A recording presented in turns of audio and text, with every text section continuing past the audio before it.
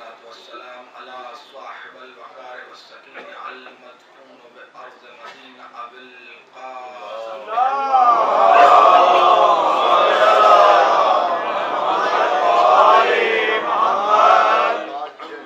ثم الصلاة والسلام على أهل بيته الطيبين الطاهرين المعصومين المنتجبين ولعنة الله على أعدائهم وغاصبين حقوقهم أجمعين. أما بعد فقد قال الله تعالى سبحانه في القرآن المجيد والفرقان الحميد. بسم الله الرحمن الرحيم. قل الحمد لله والسلام على عباده الذين اصطفى والرحمن والرحمن الذين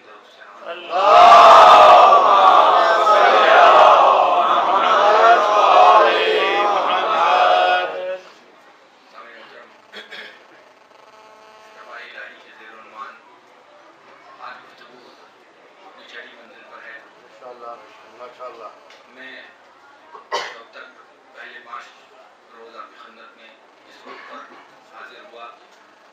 تقریر شروع کرنے کا وقت آج ذرا معمول سے تھوڑی تاخیر ہو گئی ہے اور صرف ابتدائی کلام میں یہ عرض کرنا مقصود ہے کہ کل انشاءاللہ جو روز مرہ کا وقت ہے یعنی 7:20 سے 7:30 کے درمیان 7:30 تک میں ریلیگن میں جاتا ہوں. کل انشاءاللہ امید ہے کہ اسی وقت پر دوبارہ تقریر میری شروع ہو جائے گی. سو تمام حضرات سے گزارش یہ ہے کہ آج کی اس تاخیر کو صرف نظر کریں اور ایک دفعہ باواز بلند اللہم صلی علی محمد وعلی محمد.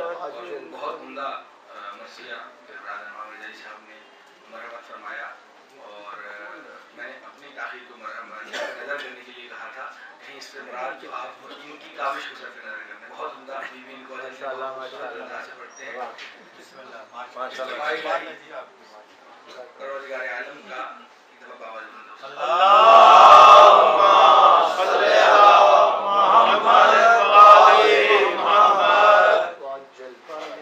اور جو لوگ آج سماعتوں میں جو نیا اضافہ ہوا ہے صرف ان تمام حضرات کو اپنے سلسلہ فکر سے مسلسل کرنے کے لیے بند مقرر کے طور پر مرحلہ مختصر سے مرحلہ طویل میں چند باتوں کا اعادہ کروں گا. مستقل سامعین سے معذرت کے ساتھ ان کے لیے بند مقرر ہوگا.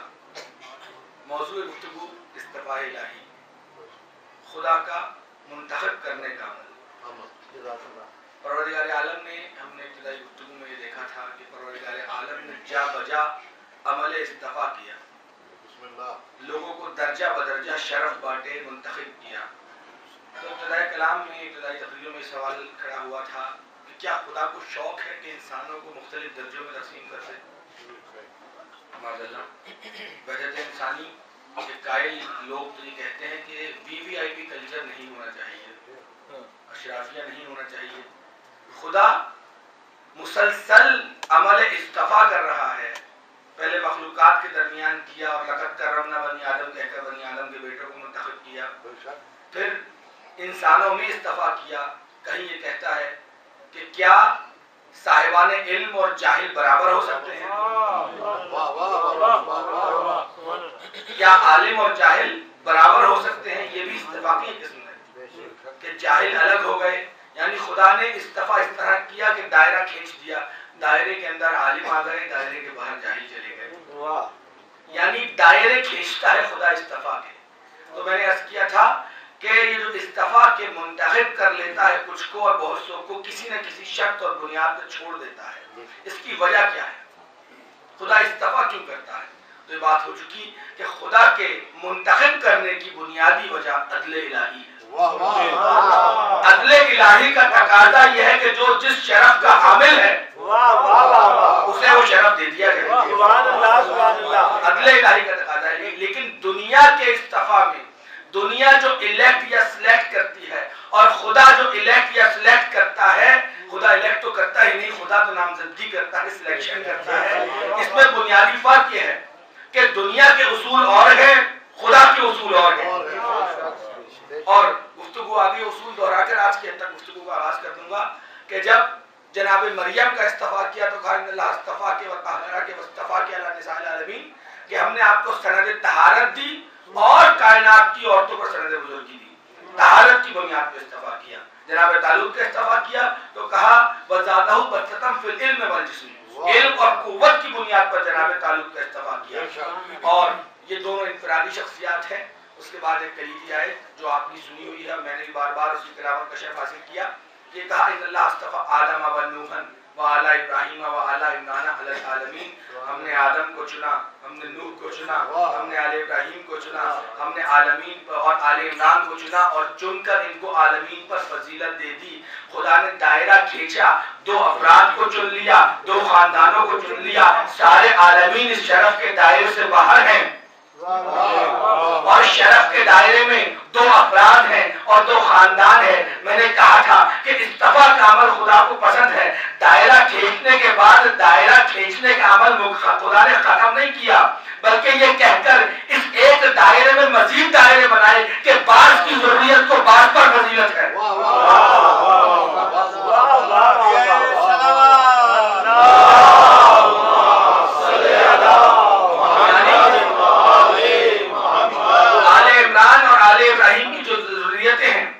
خاندان ہیں یہ بھی ایک درجے کے نہیں ہیں، ان کو عالمین پر فضیلت ہے. دائرے کے اندر یہ شخصیتیں آ گئی، پھر دائرے کے اندر دائرہ بنایا، کہا کہ اس میں بعض کو بعض پر فضیلت ہے. جب رسول بنائے تو کہا تلک الرسل فضلنا بعضهم علی بعض، ہم نے بعض رسولوں کو بعض پر فضیلت دی ہے. تو نقطہ بنیادی تھیم یہ ہے کہ خدا جا بجا عمل استفاء کرتا ہے، چن لیتا ہے، منتخب کر لیتا ہے، عدالت کی بنیاد پر منتخب کرتا ہے.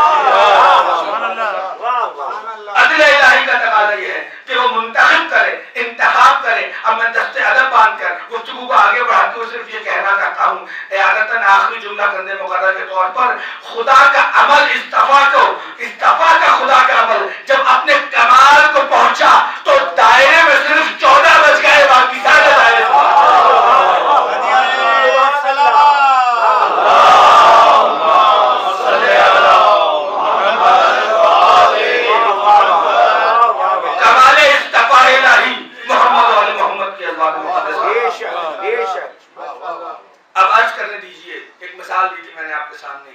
کہ دائرے کا بنیادی اصول یہ ہے کہ جب دائرہ کھینچتے ہیں ہم لوگ تو پرکار سے دائرہ کھینچتے ہیں، نوک کو مرکز میں رکھتے ہیں، وسط میں رکھتے ہیں، اور اس کے بعد چھوٹے بڑے دائرے بناتے ہیں. تو یہ دائرے شرف کے بن رہے ہیں. تو جو نوک جس مرکز پہ رکھی ہے خدا نے شرف بانٹتے ہوئے، اس کمال استفاء کا نام ذات مصطفیٰ ہے. کمال استفاء کا نام ذات مصطفیٰ کا. دنیا میں جس کو جو شرف ملا مصطفیٰ کے طفیل سے ملا.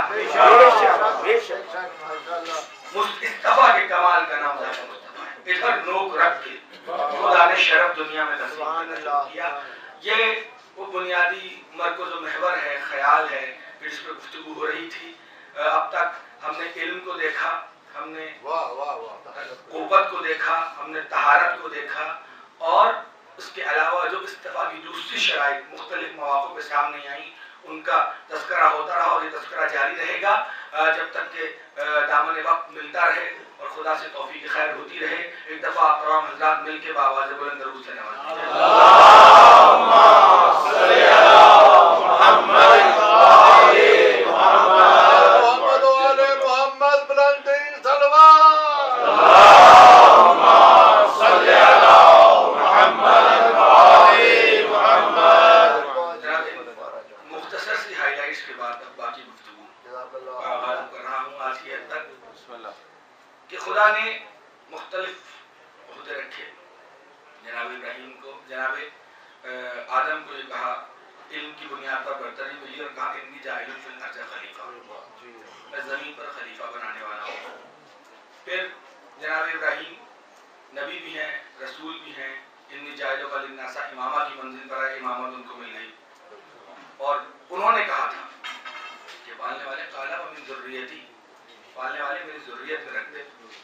گزشتہ 2-3 روز پہلے یہ جملہ کہہ چکا ہوں کہ خلیل خدا ہیں. جب اتنا بڑا شرف امامت ان کو ملا تو دوست نے دوست کو کہا کہ پالنے والے ذریت کا بھی خیال رکھ، ذریتی میری ذریت میں رکھ. خدا نے نہ ہاں کی نہ نہ کی، اپنا سرکاری جواب دے دیا، لا ینال عہد الظالمین، میرا عہد الظالمین تک نہیں جائے گا. استفاء کی بنیاد عدالت ہے. تو عرض کر رہا ہوں شرف خدا نے تقسیم کیے ہر استفا کی، اور میں نے عرض کیا تھا جیسے جیسے دائرے کے مرکز کی طرف جائیں گے جہاں شرف میں اضافہ ہوگا وہیں پر شرائط سخت ہوتی چلی جائیں گی مصطفیٰ ہونے کی، چن لیے جانے کی، منتخب ہو جانے کی۔ آپ کی خدمت میں آج کے حد تک یہ عرض کرنا ہے کہ خدا نے ارشاد فرمایا اب دو سائز ہیں، دو جہتیں ہیں، ایک تو وہ منتخب کرتا ہے سبحان اللہ، اور کیا منتخب کر کے صرف اعزاز دے دینا ہی اس کا مقصد ہے؟ آج اس جہد کا آغاز کرنا ہے کہ جتنا بڑا شرف ہوتا ہے اتنی بڑی ذمہ داری اور امتحان۔ شرف کی، پوزیشن کی، حیثیت کی، انگریزی میں کہتے ہیں ہر چیز کی ایک پرائز پے کرنی ہوتی ہے، ہر چیز کی ایک قیمت ہوتی ہے، تو جتنا بڑا شرف ہے اتنی بڑی ذمہ داری ہے۔ اب اگر اور ذمہ داری ہے، اور جس کو شرف خدا نے دیا ہے اس کو ذمہ داری دی ہے، تو صرف اس کو ذمہ داری نہیں دی بلکہ آپ کو مکلف بھی بنایا ہے۔ بات کا آغاز کر رہا ہوں، دامن وقت پیش نظر رہے گا آپ کی اسی طرح بیدار سماعتوں کا متمنی۔ خدا نے کہا اطیعوا اللہ واطیعوا الرسول واولی الامر منکم، اب اللہ کی اطاعت کرو، رسول کی اطاعت کرو اور صاحبان امر کی اطاعت کرو۔ اب صاحبان امر جن کی اطاعت ہو رہی ہے اور رسول کا تو ہم نے استفا دیکھ لیا، اب ایک نئی چیز سامنے آئی، اولی الامر کی اطاعت۔ اس کا مطلب یہ ہے اولی الامر منکم، جو تم میں صاحبان امر ہم کی اطاعت کرو۔ یہ جس طرح کہا نا امیین رسولا منہم، اسی طرح ہے منکم، یعنی دنیا سمجھ جیسی بیٹھی کہ امیین رسولا منہم، رسول ہم جیسے امی تھے، ہم جیسے امی نہیں تھے۔ اسی طرح اولی الامر منکم، تمہارا جو بھی تخت پہ بیٹھ جائے اس کی اطاعت کا حکم نہیں ہے۔ جس طرح امیین رسولا منہم ہے، اسی طرح اطیعوا اللہ واطیعوا الرسول اولی الامر منکم ہے۔ اب دامن وقت نہیں کہ اس یہ بحث کروں، لیکن جو بات پہنچانا چاہتا ہوں کہ اس کا مطلب یہ ہو کہ اولی الامر اور ہے اور صاحبان اطاعت کرنے والے اور ہیں، تو اولی الامر کی اطاعت کرو۔ آپ کی خدمت میں سوال یہ رکھنا ہے براہ راست سب تمام تمہیدوں کو چھوڑتے ہوئے کہ جب نبی نے دنیا سے جاتے ہوئے غدیر مخم کے مقام پر ایک عمل استفا کیا اور یہ کہا کہ من کنت مولا فہذا علی المولا، کہ جس کا میں مولا ہوں اس کا علی مولا۔ اور میں یہ بات اکثر ایک طالب علم کی حیثیت سے عرض کرتا ہوں کہ وہ خطبہ غدیر اٹھا کے دیکھیے، بہت طویل خطبہ ہے، 1 گھنٹہ 1.5 گھنٹہ آپ کو صرف اس کی صراحت کے ساتھ تلاوت میں لگ جائے گا۔ اس میں نبی نے بہت سے اعلانات کیے، مولا کائنات کے متعلق اپنا خلیفہ بھی کہا، اپنا وزیر بھی کہا، اپنا وصی بھی کہا، وزیر بھی کہا، خلیفہ بھی کہا، امام بھی کہا، لیکن جو نبی نے ہیڈ لائن بنائی غدیر کا واقعہ آپ کا سنا ہوا ہے، میں نے صرف سوال کھڑا کرنا ہے آپ کہ نبی نے جو علی کا ہاتھ بلند کر کے یہ کہا من کنت مولا ہو فہذا علی المولا، جس کا میں مولا ہوں اس کا علی مولا ہے، نبی نے علی کی ولایت ہی کا کیوں اعلان کیا؟ سوال یہ ہے کہ نبی نے ولایت ہی کو کیوں منتخب کیا؟ وجہ استفا کی بہت سی شرطیں ہیں، مگر میں آپ کی خدمت میں ابھی عرض کرنا چاہتا ہوں کہ علی کو خلیفہ بنا سکتے تھے، علی کو امام تو ہے نہیں، علی خلیفہ بھی ہے، لیکن نبی نے جس بنیاد پر علی کو مصطفیٰ کیا غدیر خم کے میدان میں، وہ خود علی کا ہاتھ بلند کر کے نبی نے جو چیز منتخب کی اس کا نام ہے ولایت۔ سبحان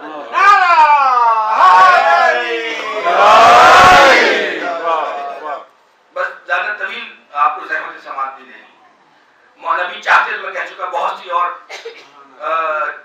سی اور قرآنی اور الہی مناسب کی تراکیب تھیں جنہیں نبی استعمال کر سکتے تھے، لیکن نبی نے سب تراکیب میں خلافت، امامت اور وصی اور وزیر ہونا یہ سب کہا بھی، لیکن نبی نے جو ٹائٹل دیا وہ ولایت کا ٹائٹل دیا۔ تو سوال یہ ہے کہ نبی نے اسی کو کیوں منتخب کیا؟ اگر آپ کی توجہات ہیں دیکھیے بہت تیزی کے ساتھ نبی نے اس سے پہلے ایک مختصر سا فرق ہمیں اطاعت اور ولایت کا سمجھنا پڑے گا۔ بزرگ تو بہتر جانتے ہیں، نوجوانوں کے لیے عرض کر رہا ہوں کہ ولایت اب دائرے کی مثال الٹی ہو رہی ہے. پہلے شرف سمٹ رہا تھا دائرے میں، اب ذرا دائرے کو الٹ کے دیکھیں. ولایت ایک بڑا دائرہ ہے، اطاعت ایک چھوٹا دائرہ ہے جو ولایت کے اندر ہی ہے. ولایت کے دائرے کے اندر اطاعت کا دائرہ ہے. مثلا میں مثال سے واضح کروں، اطیعوا اللہ واطیعوا الرسول واولی الامر منکم. خدا نے کہا اللہ کی اطاعت کرو، رسول کی اطاعت کرو اور اولی الامر کی اطاعت کرو. اب یہاں پہ ایک معروف تفصیل نکتہ ہے، وہ گوشہ بیان کر دوں کہ دو اطیعوا کے لفظ تین لوگوں کی اطاعت. اطیعوا اللہ اللہ کی اطاعت، واطیعوا الرسول واولی الامر منکم. ایک اطیعوا اللہ کے لیے ہے اور ایک اطیعوا رسول واولی الامر کے لیے. یعنی خدا بتلانا یہ چاہتا ہے کہ جو خالق کی اطاعت کا تقاضا ہے وہ اور ہے، اور مخلوق کی اطاعت کا تقاضا اور ہے. اس لیے اپنے لیے ایک الگ اطاعت کا لفظ استعمال کیا اور رسول اور اولی الامر کے لیے اور اطاعت کا لفظ استعمال کیا. لیکن اولی الامر اور رسول کے لیے جب ایک ہی اطاعت کا لفظ استعمال کیا تو اس کا مطلب یہ ہے کہ جیسی رسول کی اطاعت ہونی چاہیے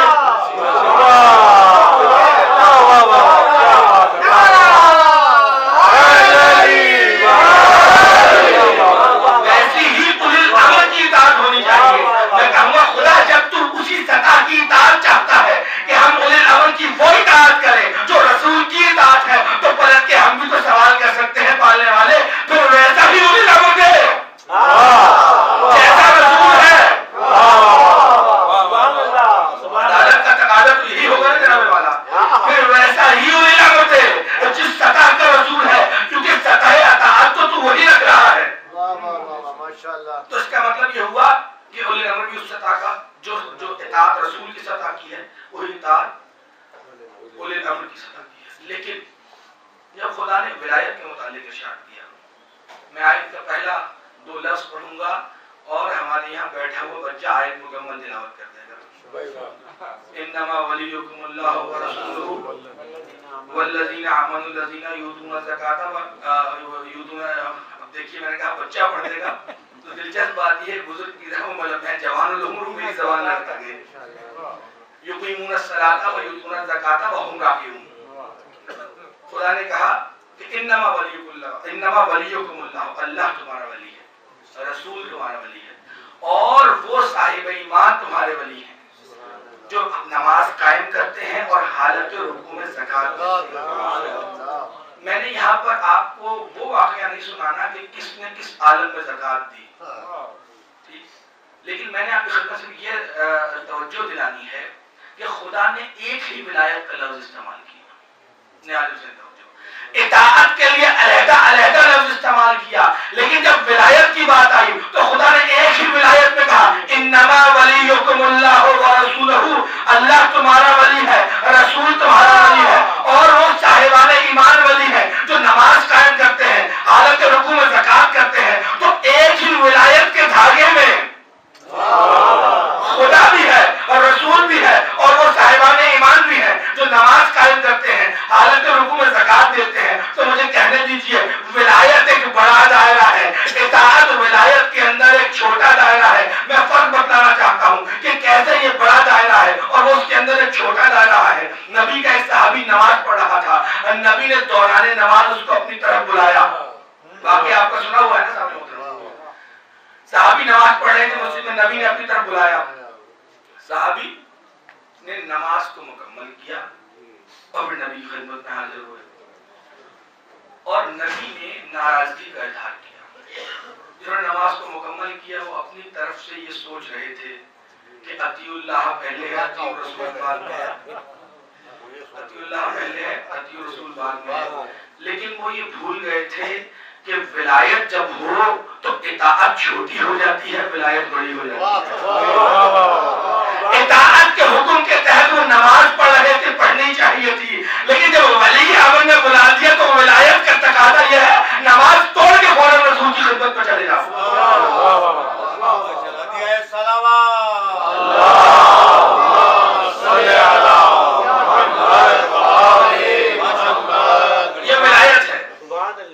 یہ ولایت ہے جو اطاعت کو سپرسیڈ کر دیتی ہے. اور کہنے دیجیے معروف جملہ ہے کہ اطاعت جسم کی ہوتی ہے اور ولایت روح و قلب و جان پہ ہوتی ہے. اس لیے اطاعت اگر ہو تو سب جھک جاتا ہے، اگر ولایت کے قائل ہوں تو سر کے ساتھ جبین نیاز کے ساتھ دل بھی جھکتا ہے. جبین نیاز کے ساتھ اگر دل میں ولایت ہو تو جھکتا ہے دل. اسی لیے کہا گیا بغیر ولایت عبادت فضول ہے. اس لیے جب تک دل ولایت سے غنی نہ ہو دل جھکے گا، لاکھ ٹکرے مارتے رہیں کوئی فائدہ نہیں. شہنشاہ ولایت پر نعرہ حیدری. بہت تیزی کے ساتھ جانے والا اس منزل کی طرف بیان جاتا ہوں. اب صحابی کے ذریعے نبی نے اپنی ولایت اور اطاعت کا فرق بتلایا اور جو حسین و منی و انا من الحسین کی منزل پر فائز، اس حسین کی ولایت کا تعارف اپنی نماز کے ذریعے کرایا. رسول سجدے میں ہے، نوازا پشت رسول پہ سوار ہو گیا. نبی سبحان ربی الاعلی و بحمدہ، سبحان ربی الاعلی و بحمدہ. نبی سجدے کو طول دیتے جا رہے ہیں اور یہ بتلا رہے ہیں کہ میں اپنی نماز کے ذریعے حسین کی ولایت کا تعارف کرا رہا ہوں.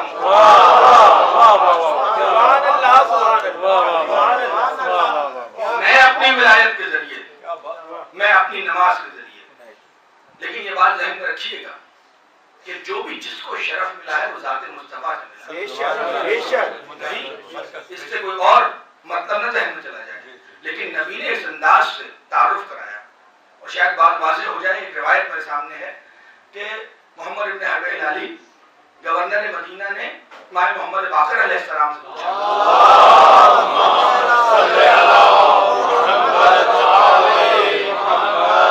کہ فرزند رسول یہ بتلائیے کہ بت شکنی کے وقت نبی نے علی کو اپنے کندھوں پہ کیوں سوار کیا؟ نبی بزرگ تھے، چاہتے تو جوان علی کے کندھوں پہ سوار ہو کر بت شکنی کا فعل سر انجام دیتے. تو مولا نے جواب دیا نبی نے علی کو اپنے کندھوں پہ اس لیے سوار کیا کہ دنیا جان لے کہ میری ذریت اس کا صلب سے ہوگی. گورنر مدینہ محمد ابن حرب ہلالی کہتا ہے کہ یا رسول اللہ، فرزند رسول تسکین نہیں ہوئی، کچھ اور ارشاد فرمائیے کہ نبی نے علی کو اپنے کندھوں پہ کیوں سوار کیا؟ تو مولا نے فرمایا نبی نے علی کو اپنے کندھوں پہ اس لیے سوار کیا کہ دنیا جان لے کہ طاہر دوش پر نجس قدم نہیں آ سکتا.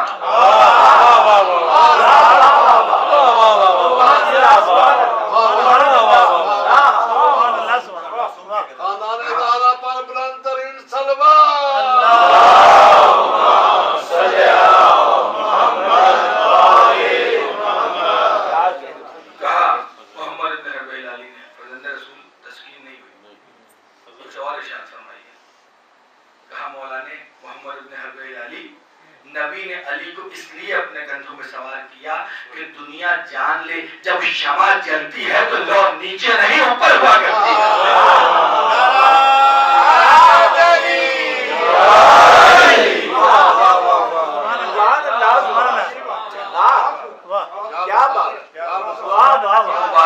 شکنی کے موقع پر علی کو کندھوں پہ سوار کرا، کہیں ہاتھ میں ہاتھ دے کے بلند کر کے ولایت کا تعارف کرایا، کہیں کاندھے پہ سوار کر کے ولایت کا، کسی کو نماز میں پشت رسول کی بلندی دے کے ولایت کا.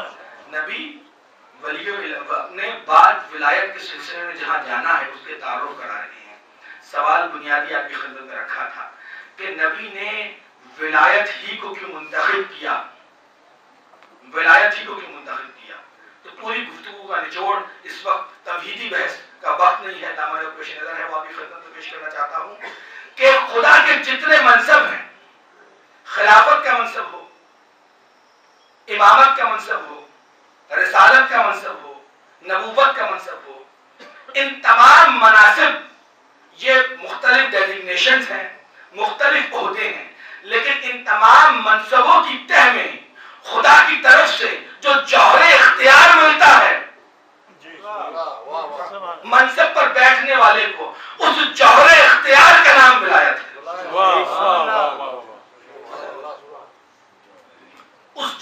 اختیار کا نام ولایت ہے. خلافت کی تہ میں ولایت ملے گی، امامت کی تہ میں ولایت ملے گی، نبوت اور رسالت کی تہ میں ولایت ملے گی. اور یہ ولایت ہے کیا؟ نبی نے اسی کا تو اقرار لیا تھا غدیر خم کے میدان میں، یہ پوچھ کے الست اولیٰ بکم من انفسکم، کیا میں تم سے زیادہ تمہارے نفسوں پر اختیار نہیں رکھتا؟ سب مومنین نے، سب مسلمانوں نے، سب حاجیوں نے یہ کہا تھا. قالوا بلا یا رسول اللہ، آپ یقیناً ہم سے زیادہ ہم پر اختیار رکھتے ہیں. اور یہ کیوں نہ کہتے؟ خدا قرآن میں پہلے ہی کہہ چکا تھا النبی اولیٰ بالمؤمنین من انفسہم، نبی مومنین پر ان کے نفسوں سے زیادہ اختیار رکھتا ہے. تو سند خدا بھی موجود تھی، سب نے یہ کہہ دیا قالوا بلا یا رسول اللہ. تب نبی نے کہا من کنت مولا ہو فہذا علی مولا، میں یہ اولیٰ میں تصرف ہونے کا اختیار اب علی کو منتقل کر کے جا رہا ہوں.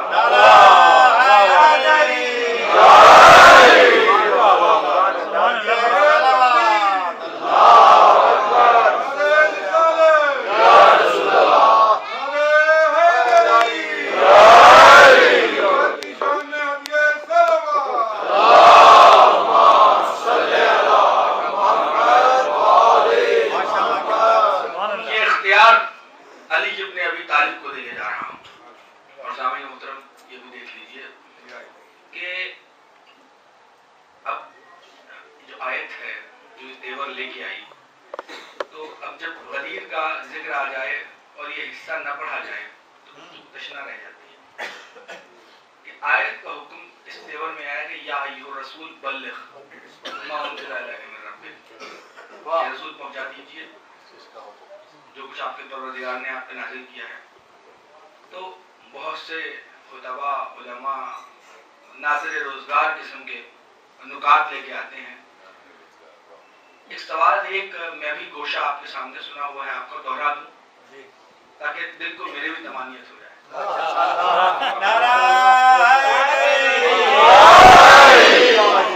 غدیر کا ذکر جو ہے بعض تذکروں کے بغیر مکمل نہیں ہوتا، غدیر خود تشنا چلا جاتا ہے.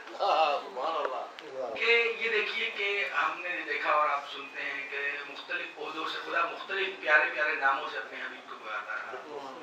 کبھی طٰہٰ کہا، کبھی یاسین کہا، اچھے اچھے ناموں سے پکارتا رہا، کبھی مدثر کہا، کبھی مزمل کہا. لیکن یہاں پہ جب ولایت کی بات آئی علی کے اعلان کرنے کی تو یا ایھا الرسول منصب سے پکارا، سرکاری عہدے سے پکارا. اب بہت سے لوگ بہت سی باتیں آپ نے سنی ہیں، میں ایک گوشہ آپ کے سامنے رکھنا چاہتا ہوں. مثال کے طور پر اگر میری کمپنی کا مالک، اگر کسی کمپنی کا مالک اپنے کسی ملازم کو بلا کر اس کو اس کے عہدے سے پکار کے یہ کہے کہ بھائی آپ نے یہ کام نہیں کیا تو کچھ نہیں کیا، اس کا کیا مطلب ہوگا؟ جناب دو صورتیں ہیں. پہلی صورت یہ کہ اگر ملازم نااہل ہے، نکما ہے، کام وقت پر نہیں کرتا، تو سامعین محترم وہ اپنے لیے لاسٹ وارننگ سمجھے گا، بھائی اب تک بھی میری غلطیوں پہ پردہ پوشی کرتے ہیں، اب ان کا پیمانہ سب غلط ہو گیا ہے. لیکن اگر جسے بلا کے کہا جا رہا ہے وہ کمپنی کا سب سے بہترین امپلائی ہے، اور بولے کہنے دوں کہ وہ کمپنی کا چیف ہے، آپریٹنگ چیف ہے، اور اس کی قابلیت میں شک و شبہ ہی نہیں، تب اگر مالک یہ بلا کے کہے کہ یہ کام نہیں کیا تو گویا کچھ نہ ہوا، تو اس کا مطلب کیا ہوگا؟ نااہل آدمی کے لیے تو وارننگ ہوگی، لیکن قابل ترین سے کہا جائے کہ بھائی یہ نہ ہوا تو کچھ نہ ہوا، تو مطلب یہ ہے کہ مالک کہنے والا ہے یہ اتنا ضروری کام ہے، اگر یہ نہ ہوا تو کمپنی ہی بند ہو جائے گی.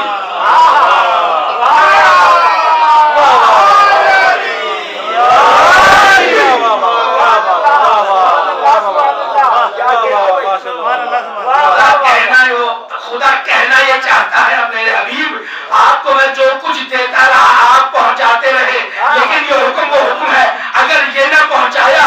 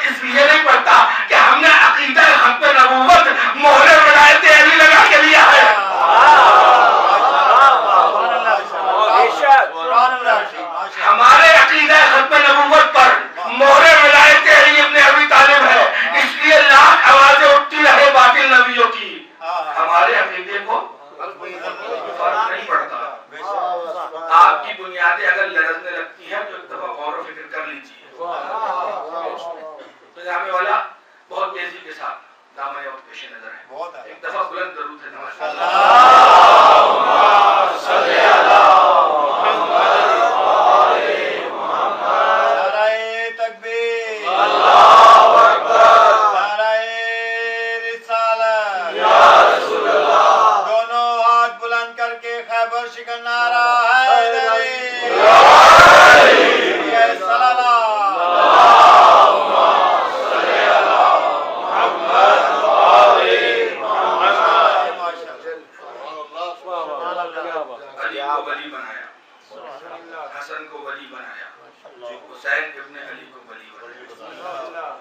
دنیا یہ سمجھتی ہے کہ دو شہزادوں کی جنگ تھی.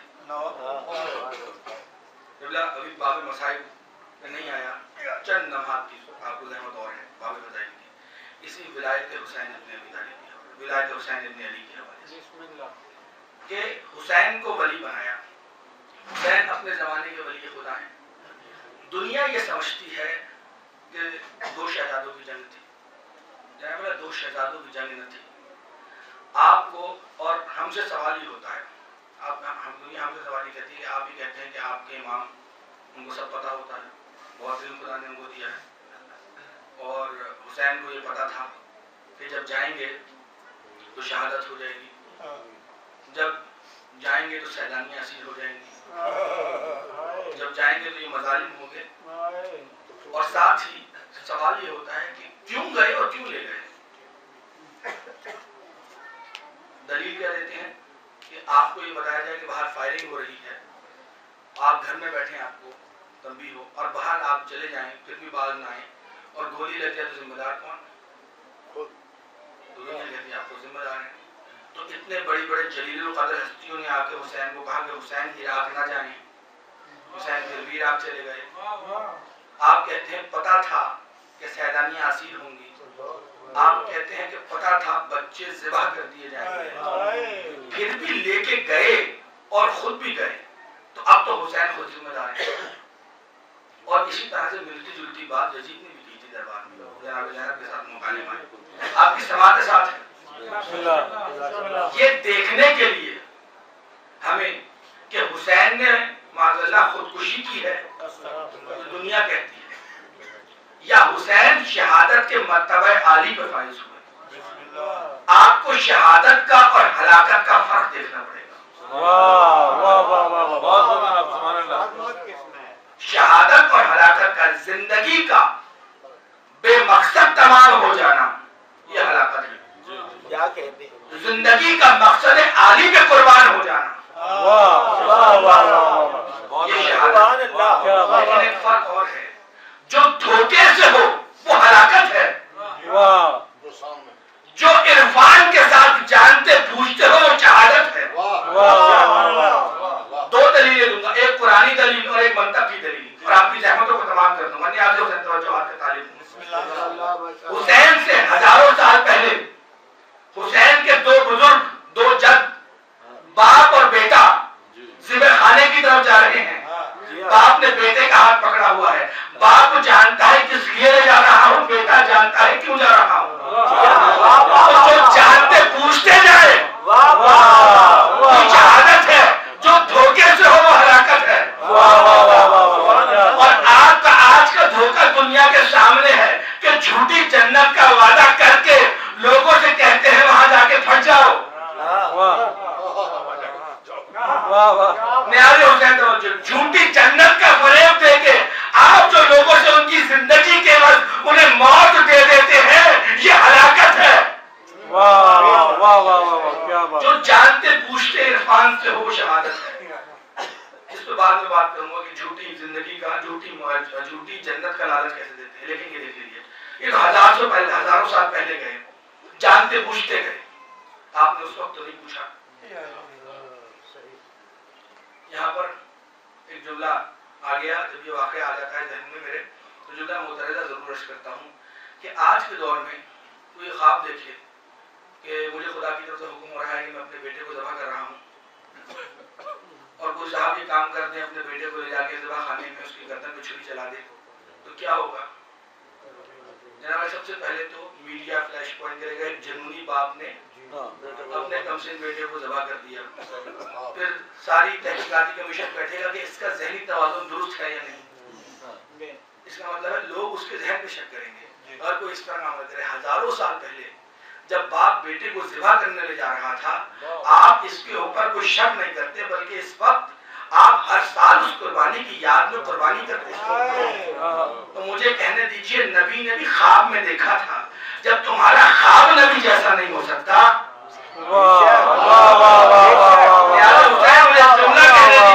جب تم خواب میں نبی جیسے نہیں ہو سکتے تو حقیقت میں نبی جیسے کیسے ہو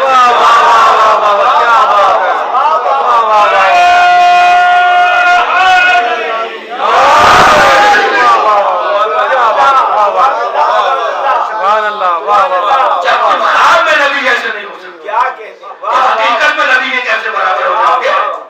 تو لے کر گئے, جانتے ہیں کیوں جا رہا ہوں, جانتے ہیں کیوں لے جا رہا ہوں. بس امین محترم, یہ تو ہے پرانی دلیل کہ جانتے بوجھتے گئے. جو جانتے بوجھتے ہو وہ ہے شہادت. ہر چیز تول کے سوچ سمجھ کے گئے تھے. اور ایک منطق کی دلیل, اور اس کے بعد گفتگو کو تمام کر دیا. منطق کی دلیل یہ ہے کہ زندگی کا بے مقصد تمام کر دینا ہلاکت ہے. ایک نوجوان امتحانات میں فیل ہو گیا, بہت زیادہ ڈپریس ہوا اور جا کے ٹرین کی پٹڑی پہ لیٹا خودکشی کر لی. زمانہ برا کہے گا اس بات کو, معاشرہ برا کہے گا اس بات کو, سب لوگ اس بات کی حوصلہ شکنی کریں گے. زندگی بے مقصد تمام ہوگی. لیکن دو ساتھی ٹرین کی پٹڑی کے کنارے چلے جا رہے تھے. یکایک انہوں نے دیکھا کہ ایک پل کے نزدیک پہنچے جہاں سے ٹرین نے گزرنا تھا. نیچے ٹھاٹے مارتا ہوا دریا ہے, اور وہاں پہ جہاں سے ٹرین نے گزرنا ہے وہاں کسی نے پٹڑی توڑ کر ٹرین کو دریا بند کرنے کی سازش کی ہے. دونوں ساتھی مخالف سمت اسٹیشن کی طرف تیز تیز چلنے لگے کہ تیزی سے جا کے ڈرائیور کو بتائیں گے کہ ٹرین کو روک دو. اتنے میں وزل دیتی ہوئی ٹرین آ گئی. ایک ساتھی نے دوسرے سے کہا, دیکھو اگر ہم ہاتھ ہلائیں گے تو یہ بات سمجھے گا نہیں, رکے گا نہیں, چلتا چلا جائے گا, سب دریا بند ہو جائیں گے. تو ایسا کرتے ہیں کہ میں اس کے آگے چھلانگ لگاتا ہوں, جب کٹ کے گروں گا تو ڈرائیور ٹرین روکے گا, جب روکے تو تم اس کو بتانا اس نے خودکشی نہیں کی, تم سب کی جانوں کو بچایا ہے. بس ہمیں محترم کربلا میں جب انسانیت ہدایتوں کا سفر کرتی ہوئی پہنچی تو مدینے سے دو چلے, ایک کا نام حسین تھا, ایک کا زینب. حسین نے کہا اپنا سر دے دوں گا, دنیا کو بتا دینا حکومت کا جھگڑا نہیں تھا, حسین نے دین اسلام کو بچایا ہے.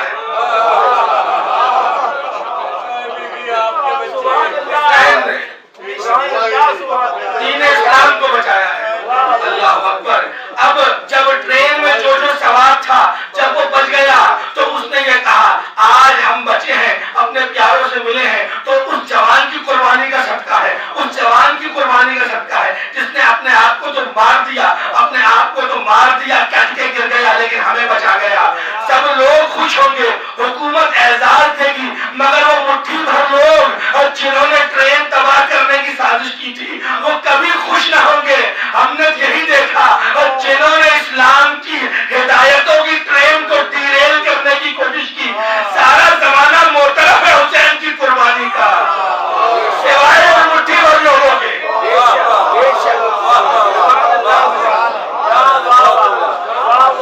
سلام یا حسین, لبیک یا حسین. لبیک یا حسین, لبیک یا حسین, لبیک یا حسین, لبیک یا حسین.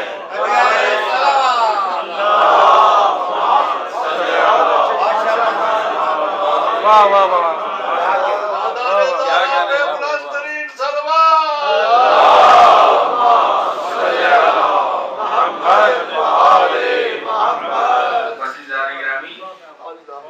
ابراہیم اور اسماعیل گئے تھے شہادت کا مرتبہ پانے. ابراہیم نے آنکھوں میں پٹی باندھی تھی, شاید ہاتھ میں لرزش بھی آ گئی ہو. اللہ اکبر. لیکن کربلا کا فخر اسماعیل اور کربلا کا فخر ابراہیم, فلک قابل مٹانے کی نہ تھی تصویر اکبر کی, فلک قابل مٹانے کے نہ تھی تصویر اکبر کی, علی کا نام سن زہرا کا اور سورت پیغمبر کی. مجھ پر تاب نہیں کہ اب طویل مسائل پڑھ سکوں جو دامن وقت رہ گیا ہے. میں بس ہاتھ جوڑ کے کہہ رہا ہوں آپ سے مجھے معاف کر دیجئے گا. شاید طویل مسائل جو حق ہے اس شہادت کا میں ادا نہ کر سکوں, ویسے بھی ادا نہیں کر سکے, لیکن وقت کے حساب سے کہہ رہا ہوں. بس اتنا سن لیجئے کہ راستے میں جس طرح باپ نے بیٹے کو خواب سنایا تھا نا, اسماعیل نے خواب ابراہیم نے سنایا تھا, اور راستے میں ایک مرتبہ حسین کو غنودگی آ گئی, آنکھیں کھولی غنودگی سے, کہا انا للہ و انا الیہ راجعون. بابا کلمہ اس درجہ کیوں پڑھ رہے ہیں؟ بیٹا میں نے خواب میں دیکھا آتش صدا دے رہا تھا, یہ قافلہ اپنی قبروں کی جانب بڑھ رہا ہے, موت اس قافلے کے تعاقب میں ہے. اکبر نے ایک سوال کیا, بابا الاسلام الحق, کیا ہم حق پر ہیں؟ کہا بیٹا ہم حق پر ہیں. اب بیٹے نے پلٹ کے دادا کی بے نیازی سے کہا ہمیں موت کی کیا پرواہ. اللہ اکبر. میں کہوں گا اکبر نے حسین کی حمایت معیت اس لیے تو کی کہ باپ بیٹا باپ کا ساتھ دیتا ہے, لیکن اس لیے صرف نہیں کی کہ بیٹے نے باپ کا ساتھ دینا ہے. یہ تو جاہلیت میں بھی ہوتا تھا کہ باپ بھائی باپ ساتھی کا ساتھ دیتے تھے, خونی رشتے دار کا ساتھ دیتے تھے. یہ مکالمہ بتلا رہا ہے. حسین قیامت تک کے لیے رقم قرار دینا چاہتا ہے کہ اگر بیٹا بھی ساتھ دے رہا ہے تو مجھ حسین کو حق پہ سمجھ کے ساتھ دے رہا ہے. اللہ اکبر. حسین نے علی اکبر نے کہا بیٹا بابا اگر حق پہ ہیں تو کیا فرق پڑتا ہے موت کا. اتنا سن لیجئے شب عاشور آئی. علماء بیان کرتے ہیں کہ ہر ماں نے اپنے بچے کو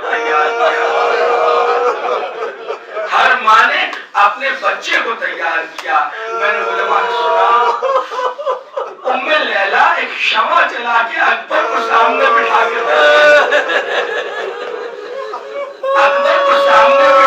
اکبر کے چہرے کو تکنا شروع کر دیا. ماں نے کہا بیٹا میں نے تجھے ساری عمر نظر بھر کے نہیں دیکھا کہ شاید میری نظر تجھے نہ لگ جائے, لیکن کل تو موت کے سفر پہ آمادہ ہے. جی چاہتا ہے آج کی رات تجھے دل بھر کے دیکھ لوں. شب عاشور ڈھلنے لگی, کربلا صبح عاشور کا ہنگام آیا. ایک شہید جاتا ہے سلام کرتا ہوا, آخر سلام کرتا ہے. ایک مرحلہ آیا, بڑا کڑا وقت آیا. حسین ابن علی پر کربلا کے مصائب کا نقطہ ملاز شہادت ہے. یہ کڑا وقت آیا. بابا اب مجھے بھی اتنے لگا دیجیے. بیٹا ماں سے تو اجازت لے لو. اللہ اکبر. ماں ام لیلا بھی ہے, ماں زینب بھی ہے جس نے پالا تھا, اور بھوبی کی خدمت میں آئے, قدموں میں بیٹھ گئے. اکبر سوچنے لگے میں بھوبی سے کیسے اجازت لوں.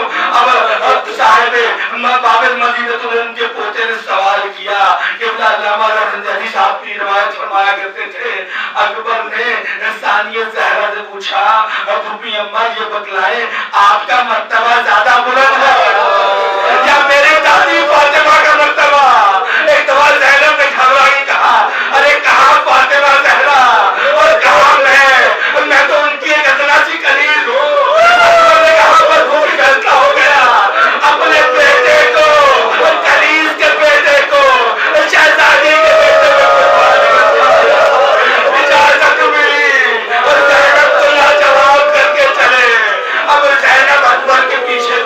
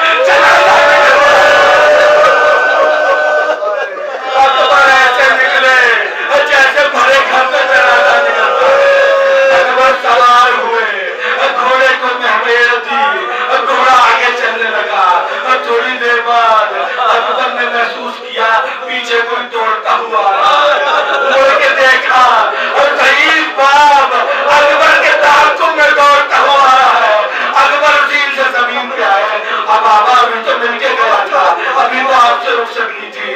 تاریخ نے دو جواب لکھے ہیں. ایک تو آپ سنتے آئے ہیں, حسین نے اکبر سے کہا بیٹا اگر تیرا کوئی جوان بیٹا ہوتا تو میں تم سے پوچھتا.